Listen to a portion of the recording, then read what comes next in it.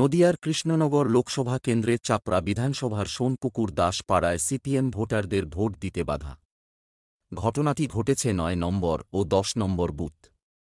এই ঘটনায় ভোটারদের মারধরের অভিযোগ উঠছে, পাশাপাশি তাদের ভোট দিতে না দেওয়ার অভিযোগে উঠছে। এই ঘটনার ব্যাপক উত্তেজনা ছড়িয়েছে এলাকায়। বলেছে যে ভোট দিতে যাবা না। বিরোধী বলতে কোন দল? আমাদের বিজেপি আর সিপিএম। আমাদের এজেন্টের কাছে রাতে ফোন করেছে, আমাদের কর্মকর্তাদের জিজ্ঞাসা করেছিলাম, দিয়ে বললো ঠিক আছে সকালে আসুন। সকালে আমরা এজেন্ট ঢুকিয়ে গেছিলাম, আমি নিজেও এজেন্ট। আমি বাইরে এসেছি, আমার একটা এজেন্ট ভেতরে আছে। এবার তারপরে আমাকে গ্রামের লোকরা ধরছে, আমরা কি ভোট দিতে পারবো না? এ কি অত্যাচার! আর সিপিএমের একটা এজেন্ট বাইরে এসেছিল, তাকে মেরেছে। এই যে অত্যাচার গ্রামে, আপনাদের কাছে রিকোয়েস্ট, আপনারা কর্মকর্তাদের পেঁচে দেন, আমাদের প্রশাসন দেন। এটা টিএমসির গুন্ডারা। এটা কত নম্বর? এটা ৯ নম্বর আর ১০ নম্বরে। কোন এলাকা? এটা সোনপুকুর, চাপড়া হাতিছিলা 1-এর সোনপুকুর গ্রাম। আমাদের ওরা বলছে পুলিশ না আসলে আমরা ভোট দিতে পারবো না, সম্ভব নয়। গ্রামে সবাইকে বাইরে করে দিচ্ছে?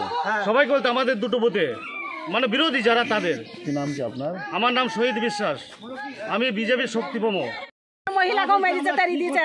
তোদের ভোট দিতে পারবো না, ভোট দিতে যেতে আমাদের সুসম্মান বাড়ি যাইতে যা না যাইতে তোদের এখানে মারা ওরা তৃণমূলের নাকে বলছে। তৃণমূলের যা করা বাচ্চারা ছেলে আছে মস্তান, তারাই ওরা বলছে যা করা আছে।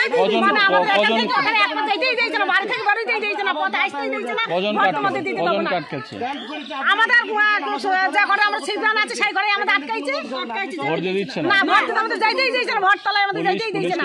পুলিশকে বললাম, পুলিশ গাড়ি যাইছে। পুলিশকে বলছে স্যার দেখো আমাদের মারতে যাইছে, আমাদের ভোট দিতে দিয়েছে না, আমাদের এটকে দিয়েছে।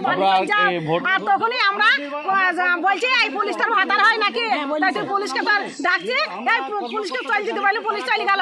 তখন আর বলছে এই আমার তোর ভাতার হয়, পুলিশ তোর ভাতারকে ডাকে বেটা, তোর ভাতার কিরম ঠেকাই দেখে চলছে খান কে এখান থেকে চলছে খান।